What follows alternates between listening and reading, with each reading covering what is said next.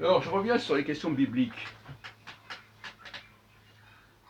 Bon, vous savez que cette opposition entre les Elohim et Yahvé est très intéressante.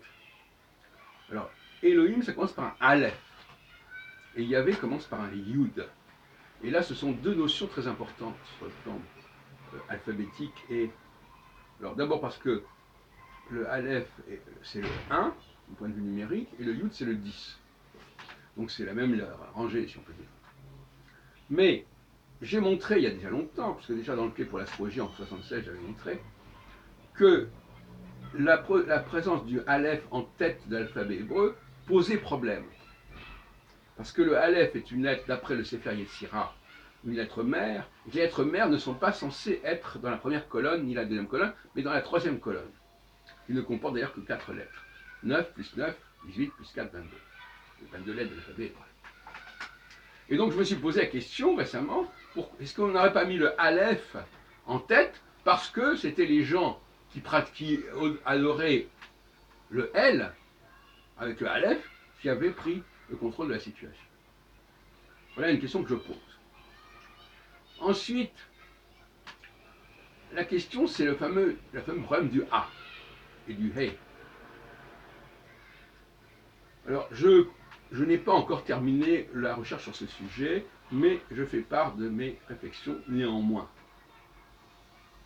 Normalement, le A, la finale A, est réservée au féminin. Mais il y a des exceptions. À commencer par Allah. Allah, en arabe, ça se termine par un A, et donc le A serait féminin. Et c'est vrai qu'en arabe, Jamil, c'est masculin, Jamila, c'est belle, ben, il y a un A. Il faut se poser la question, qu'est-ce que ça signifie? Par exemple, les fils de Jacob, les enfants de Jacob, il y a Dina, qui est la fille, ça se termine en A. Mais il y a aussi Yehuda, un des fils de Jacob, qui est même celui qui est censé dominer les autres, quelque part, si on en croit la bénédiction finale de Jacob à ses fils. Pourquoi est-ce qu'il a un nom en A et en E? C'est qu'un mystère. Qu'est-ce que ça veut dire? Ça veut dire qu'on l'aurait voulu diminuer.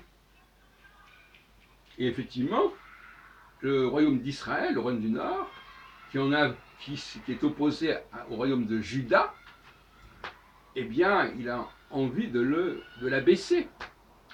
Et comme il a pris les manettes de la rédaction du Pentateuque, il est possible qu'il ait délibérément mis du A à Yehuda. Et qu'au départ, ce n'était pas Yehuda. Parce que pourquoi est-ce qu'on aurait mis un A à un des fils de Jacob? C'est pas normal. Alors, tout ça renvoie à d'autres choses. Par exemple,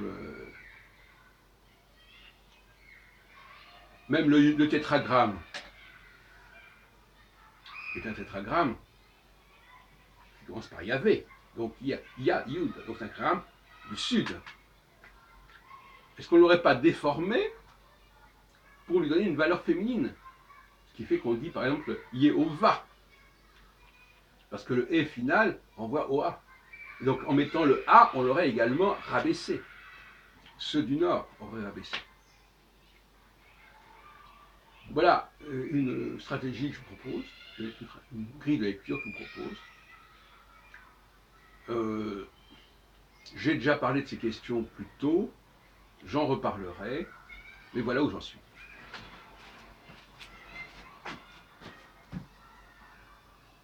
Anirotse, je veux, Anirotsa, si je suis une femme.